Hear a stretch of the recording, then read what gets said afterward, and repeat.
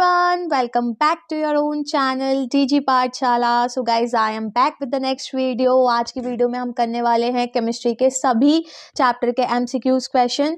इससे पहले वाली वीडियो में हमने बायो के एमसीक्यूज क्वेश्चंस करे थे। जिसने भी वो वीडियो अभी तक नहीं देखी है तो फटाफट से जाकर उस वीडियो को देखिए।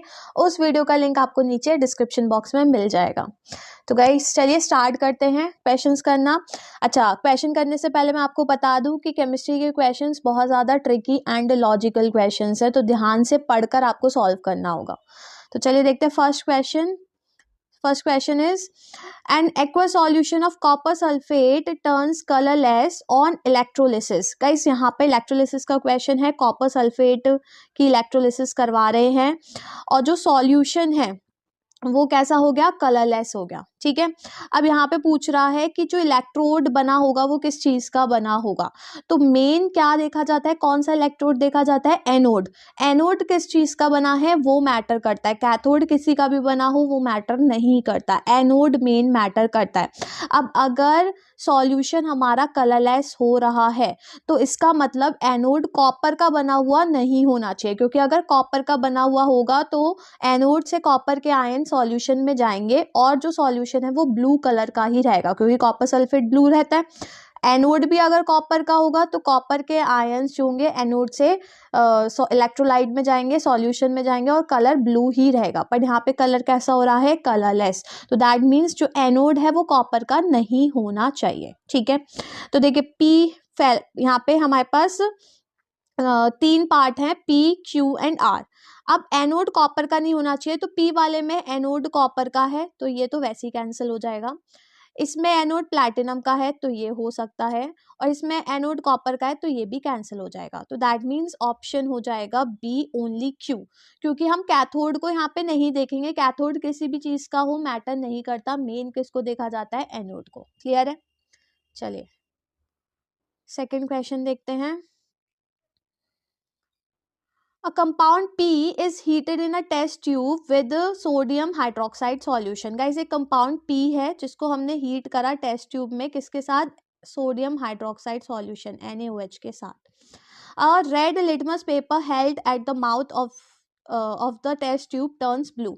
रेड लिटमस पेपर रखा और वो पेपर कैसा हो गया, ब्लू हो गया। दैट मीन्स कोई बेसिक गैस लिबरेट हो रही होगी जो कि पेपर को ब्लू कर देगी, और हमें पता है बेसिक गैस सिर्फ एक ही होती है, अमोनिया गैस।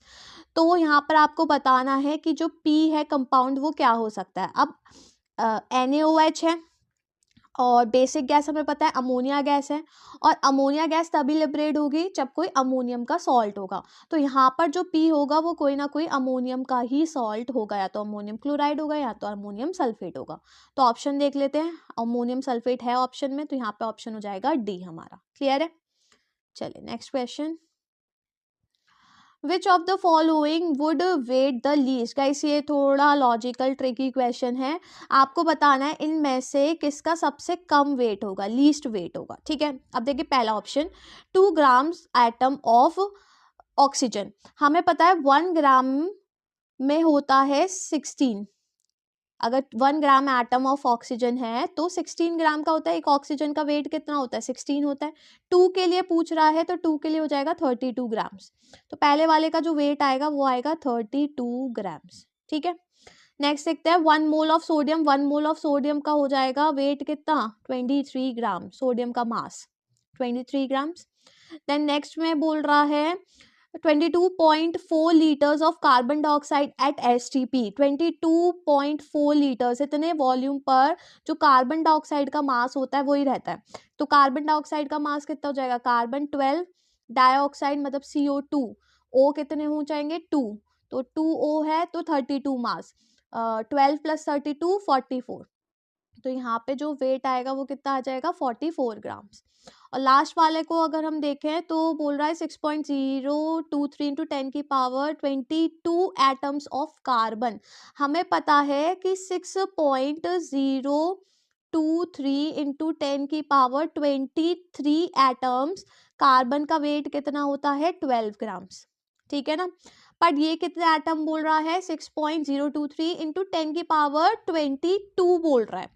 अब अगर 22 के लिए निकालेंगे तो फिर 6.023 इंटू 10⁻22 इंटू 12 करेंगे और ये अपॉन में आ जाएगा, तो यहाँ पर हो जाएगा 12/122 और 23 एक जीरो कैंसिल, 12/10 हो जाएगा। तो यहाँ पर जो वेट आएगा वो 1.2 ग्राम्स आएगा। तो सबसे कम यहाँ पर वेट किसका आ रहा है, डी ऑप्शन में आ रहा है सबसे कम वेट। तो यहाँ पर हो जाएगा डी ऑप्शन। यहाँ पर आपको सॉल्व करके देखना पड़ेगा एक एक ऑप्शन, और जिसका सबसे कम वेट है वो हो जाएगा। क्लियर है? चलिए आगे बढ़ते हैं। गाइस ये वाला वैसे अच्छा क्वेश्चन था, लॉजिकल एंड ट्रिकी क्वेश्चन था। चलिए next, the equation below shows the reaction between the element x. यहाँ पे एक एलिमेंट एक्स है, इसकी रिएक्शन दिखा रहे हैं डाइल्यूट सल्फ्यूरिक एसिड के साथ। The particle are responsible for conducting electricity in dilute sulfuric acid and compound XSO4। यहाँ पे आपको बताना है कि कौन से पार्टिकल रिस्पॉन्सिबल हैं इलेक्ट्रिसिटी को कंडक्ट करवाने के लिए। अब गाइस अगर यहाँ पर X है तो कोई ना कोई मेटल होगा और इसका कंपाउंड फॉर्म हो रहा है XSO4, तो दैट मीन्स यहाँ पे पॉजिटिव आयन भी होगा और नेगेटिव आयन भी है। सल्फेट इज नेगेटिव आयन और X कोई ना कोई पॉजिटिव आयन होगा, तो दोनों ही आयन रिस्पॉन्सिबल होंगे इलेक्ट्रिसिटी कंडक्ट करवाने में। तो ऑप्शन हो जाएगा D, both positive and negative ion. Clear है? चलिए नेक्स्ट, असर्शन एंड रीजन का क्वेश्चन है। Dry hydrogen chloride gas is collected by the upward displacement of air. Yes, ये ऑप्शन ठीक, ये ठीक है, असर्शन इज राइट। रीजन है hydrogen chloride gas is lighter than air. नहीं, ये रॉन्ग है। हाइड्रोजन क्लोराइड गैस हैवियर होती है एयर से, that's why it is collected upward displacement of air. तो यहाँ पर असर्शन ठीक है, रीजन इज रॉन्ग। तो A is true and R is false. C option हो जाएगा। क्लियर है? चलिए आगे बढ़ते हैं। ऑर्गेनिक का क्वेश्चन है ये। The structure of 4 hydrocarbons are shown below. ठीक है, how many isomers of butene are there. Guys यहाँ पे आपको ब्यूटीन के आइसोमर्स बताने हैं। ठीक है, पहला वाला स्ट्रक्चर अगर हम देखें तो ये ब्यूटेन का आइसोमर है, तो ये तो हो नहीं सकता क्योंकि ये ब्यूटेन का है। बहुत सारे बच्चे क्या करते हैं, इसको भी काउंट कर लेते हैं, ये देखते नहीं है कि यहाँ पर डबल बॉन्ड नहीं है, क्योंकि ब्यूटीन का पूछ रहा है तो डबल बॉन्ड होना जरूरी है ना। देन नेक्स्ट वाला, ये तो हो ही जाएगा ब्यूटीन का। ठीक है, क्योंकि 4 कार्बन है और डबल बॉन्ड है। अगर हम इसको देखें तो 4 कार्बन है, एक डबल बॉन्ड है, हो जाएगा 1 2 3 1 2 3 4, हाँ ये भी हो जाएगा। और अगर हम इस वाले को देखें, अगेन 4 कार्बन और डबल बॉन्ड है। बहुत सारे बच्चे इसको भी काउंट कर लेते हैं, बट गाइस ये नहीं होगा क्योंकि ये स्ट्रक्चर बिल्कुल सेकंड वाले की जैसे ही है। यहाँ पे हम अगर चेन मार्क करेंगे तो 1 2 3 3 कार्बन की चेन बनेगी, और यहाँ पे भी 1 2 3 3 कार्बन की ही चेन बनेगी। तो ये वाला स्ट्रक्चर बिल्कुल सेकंड वाले की तरह है। तो यहाँ पर ओनली 2 ब्यूटीन के आइसोमर्स हैं, तो यहाँ पे ऑप्शन हो जाएगा बी ऑप्शन। क्लियर है? चलिए आगे बढ़ते हैं। Next question, element P has electronic configuration 2881। ठीक है, the number of chlorine atom present in the chloride of P। अब ऑब्वियसली अगर इसके आउटर मोस्ट शेल में 1 इलेक्ट्रॉन है तो 1 लूज करेगा क्लोरीन को, तो सिर्फ एक ही क्लोराइड प्रेजेंट होगा। तो यहाँ पे हो जाएगा बी ऑप्शन। नेक्स्ट, हाइड्रोजन का यहाँ पे आपको आइसोटोप गिवन है in the modern periodic table, it will be placed before hydrogen, after hydrogen, at the same place, या नॉट हैव एनी पोजीशन। तो यहाँ पे हो जाएगा C option, at the same position as hydrogen, क्योंकि जो भी एलिमेंट होता है उसके जितने भी आइसोटोप होते हैं वो उसी पोजीशन पर ही आते हैं, है ना। चलिए next question, a nitrate which forms a precipitate with ammonium hydroxide and is also soluble in excess of it। आपको ऐसा नाइट्रेट बताना है जो अमोनियम हाइड्रोक्साइड के साथ प्रेसिपिटेट भी फॉर्म करे और सॉल्यूबल भी हो जाए। तो दो ही होते हैं, कॉपर का होता है और एक जिंक का होता है। अब जिंक ऑप्शन में नहीं है, कॉपर है, तो डी ऑप्शन हो जाएगा। चलिए आगे बढ़ते हैं। Which of the following electronic configuration represent the most electropositive element? Guys, जो सबसे ज़्यादा electropositive element होते हैं वो alkali metals होते हैं, फर्स्ट ग्रुप के एलिमेंट। तो यहाँ पे फर्स्ट ग्रुप का अगर हम देखें कॉन्फ़िगरेशन तो एक ये है और एक ये है, क्योंकि इसका आउटर मोस्ट शेल में 1 1 इलेक्ट्रॉन है। अब नीचे जाने पर इंक्रीज होता है, इलेक्ट्रोपॉजिटिव नेचर जो होता है वो इंक्रीज होता है। तो यहाँ पर हो जाएगा बी ऑप्शन। ठीक है, क्यों इंक्रीज होता है? क्योंकि नीचे जाने पर जो इलेक्ट्रॉन्स लूज करने की कैपेसिटी होती है वो बढ़ती है, ये रीजन भी याद रखिएगा, है ना। Then again assertion and reason का क्वेश्चन है, alkaline metal do not form dipositive ion, yes ये ठीक है, क्योंकि एल्कलाइन मेटल 1 इलेक्ट्रॉन लूज करता है तो यूनी पॉजिटिव आयन फॉर्म करते हैं। After loss of 1 electron alkaline metal achieve stable configuration of noble gases, yes reason भी ठीक है। तो both A and R are true, both A and R are true and R is the correct explanation of A, ठीक है ना, A option हो जाएगा यहाँ पर।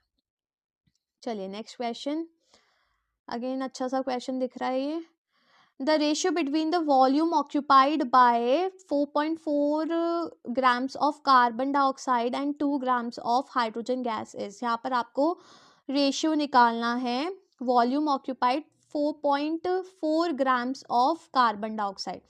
अब यहाँ पे आपको 4.4 ग्राम्स ऑफ कार्बन डाइऑक्साइड के साथ निकालना। अब देखिए यहाँ पर सॉल्विंग होगी, हमें पता है 22.2, अगर हम लें, पहले आप कार्बन डाइऑक्साइड का यहाँ पे मास निकाल लो, कार्बन डाइऑक्साइड का अगर आप यहाँ पे मास निकालोगे तो कार्बन डाइऑक्साइड का मास आ जाएगा 44 ग्राम्स, ठीक है। अब हमें पता है 44 ग्राम्स कार्बन डाइऑक्साइड का जो वॉल्यूम होता है वो 22.2 लीटर्स होता है, और 4.4 ग्राम्स के लिए अगर हमें निकालना है तो 4.4 ग्राम्स के लिए हो जाएगा 4.4 इंटू 22.2 अपॉन 44, ठीक है, 10 टाइम्स, तो ये हो जाएगा 22.2 अपॉन 10, मैं इसको ऐसे लिख देती हूँ, ठीक है। फिर बोल रहा है 2 grams of hydrogen, hydrogen is H2, तो 2 ग्राम्स ऑफ हाइड्रोजन के लिए 22.2 लीटर्स ही होगा, ठीक है, तो अपॉन में आ जाएगा 22.2 लीटर्स अपॉन 1, इससे ये कैंसिल हो जाएगा, तो ये 1 ऊपर चला जाएगा, 1:10 का इस जो रेशियो आएगा वो कितना आएगा, 1:10 का रेशियो आएगा, तो यहाँ पर ऑप्शन हो जाएगा C option, correct option is C, 1:10। Clear हो गया कैसे आया, कार्बन डाइऑक्साइड का पहले हम मास निकाल लेंगे, कार्बन डाइऑक्साइड का मास आ जाएगा 44 ग्राम्स, 44 ग्राम्स कितना वॉल्यूम ऑक्यूपाई करता है, 22.2, ठीक है, तो 22.4 या 22.2 कुछ भी ले सकते हैं, 22.4 ले लीजिए, 22.4 लीटर्स करता है ऑक्यूपाई। देन इसके बाद निकाल लीजिए 2 ग्राम्स ऑफ हाइड्रोजन के लिए, तो 2 ग्राम्स ऑफ हाइड्रोजन 22.4 ही करेगा, उसको रेशियो में कर लीजिए, सॉल्व कर लीजिए, तो आंसर आ जाएगा 1:10, क्लियर है, 22.4 लीटर्स ही ले लीजिए वॉल्यूम, क्लियर। चलिए नेक्स्ट आते हैं 13 वाला question, aqueous lead nitrate can be distinguished from aqueous zinc nitrate by adding any of the following solution in excess except, ये बोल रहा है कि aqueous, अच्छा दोनों में डिस्टिंग्विश करना है आपको, तो आप डिस्टिंग्विश क्या लेके कर सकते हो, या तो सोडियम हाइड्रोक्साइड लेके कर सकते हो, या पोटेशियम हाइड्रोक्साइड लेके कर सकते हो, या फिर अमोनियम हाइड्रोक्साइड लेकर कर सकते हो। तो यहाँ पर इन तीनों में से क्या ऑप्शन है, सोडियम हाइड्रोक्साइड ऑप्शन है, तो आंसर हो जाएगा डी, ठीक है ना। जब भी हम किसी भी सॉल्यूशन को डिस्टिंग्विश करते हैं तो हम क्या ले लेते हैं, NaOH या KOH या फिर अमोनियम हाइड्रोक्साइड, ठीक है। चलिए आगे बढ़ते हैं, 14 question, which of the following about oxide is correct, correct बताना है आपको, basic oxide of an oxide is of a non metal, ये तो गलत है, मेटल का होता है, मेटल के जितने भी ऑक्साइड है वो बेसिक नेचर के होते हैं।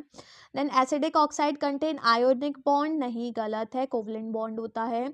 Amphoteric oxide contain metal, yes ये ठीक है, पर हम सारे ऑप्शन पढ़ेंगे। Then basic oxide are always gases, नहीं, तो गाइस यहाँ पर हो जाएगा C option, that amphoteric oxide contains metal, clear है। चलो नेक्स्ट क्वेश्चन, अच्छा सा क्वेश्चन दिख रहा है ये, a student take copper, aluminium, iron and zinc strip separately in 4 test tube, यहाँ पे 4 test tube है और एक स्टूडेंट ने चारों चीज़ें अलग अलग टेस्ट ट्यूब में ले ली, labeled as 1, 1st, 2nd, 3rd and 4th. He added 10 ml of freshly prepared ferrous sulfate solution to each test tube. हर एक टेस्ट ट्यूब में क्या मिलाया, ferrous sulfate solution, FeSO4, ठीक है। अब observation and observe the colour of the metal residue in each, he would observe black residue in the test tube. अब आपको बताना है किसमें ब्लैक रेसिड्यू आएगा, ठीक। अगर हम देखें कॉपर के साथ, तो कॉपर के साथ तो कोई रिएक्शन होगी नहीं, क्योंकि कॉपर आयरन से लेस रिएक्टिव होगा, तो डिस्प्लेस नहीं कर पाएगा, कॉपर के साथ कोई रिएक्शन नहीं होगी। एल्यूमिनियम के केस में रिएक्शन हो जाएगी, ठीक है, यहाँ पे रिएक्शन हो सकती है, ब्लैक रेसिड्यू आयरन फॉर्म हो जाएगा, यहाँ पर आयरन अलग हो जाएगा, क्योंकि aluminium is more reactive than iron, तो इसको डिस्प्लेस कर लेगा। आयरन के साथ तो हो ही नहीं सकती, क्योंकि आयरन फेरस सल्फेट सॉल्यूशन है, आयरन के साथ करवाएंगे तो होगी नहीं। जिंक के साथ भी हो जाएगी, क्योंकि जिंक ज़्यादा रिएक्टिव है आयरन से, तो इसके साथ भी रिएक्शन हो जाएगी। तो एल्यूमिनियम एंड जिंक के केस में यहाँ पे ब्लैक रेसिड्यू ऑब्जर्व होगा, तो second and fourth test tube में होगा। ऑप्शन देख लेते हैं, सेकेंड एंड फोर्थ किस में गिवन है, second and fourth, D option, ठीक है, तो डी ऑप्शन करेक्ट हो जाएगा। क्लियर है? तो गाइस ये सारे एमसीक्यूज क्वेश्चंस हो गए सभी चैप्टर के केमिस्ट्री के। बहुत ट्रिकी क्वेश्चन है, बहुत अच्छे क्वेश्चन है, यहाँ पर आपको लॉजिक यूज करना है, सॉल्विंग करेक्टली करनी है। बहुत ट्रिकी क्वेश्चन है, अच्छे क्वेश्चन है, ठीक है ना। तो ऐसे ही और भी क्वेश्चन सॉल्व करते रहिए, जितनी ज़्यादा प्रैक्टिस करोगे उतनी ही अच्छी प्रैक्टिस होगी। और भी मैं वीडियो बना रही हूँ, और भी काफ़ी अलग अलग टाइप के जो क्वेश्चंस हैं उनको भी हम कवर अप करेंगे। तो जितना हो सके उतना इस वीडियो को शेयर करिए, अपने फ्रेंड्स के साथ शेयर करिए, और एग्जाम की प्रिपरेशन करते रहिए। तो अब मैं आपसे मिलती हूँ मेरी नेक्स्ट वीडियो में, तब तक के लिए बाय बाय।